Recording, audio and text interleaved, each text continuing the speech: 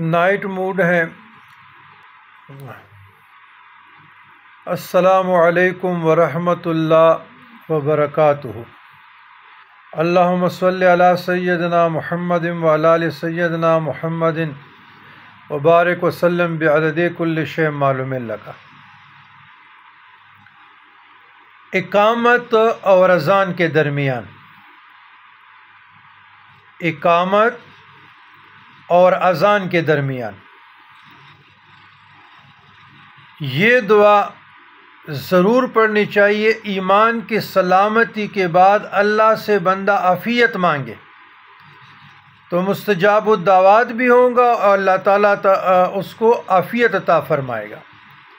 اللہم انی اسألک العفو والمعافاۃ فی الدنیا والآخرہ۔ اللہم انی اسألک العافیۃ والمعافاۃ فی الدنیا والآخرہ۔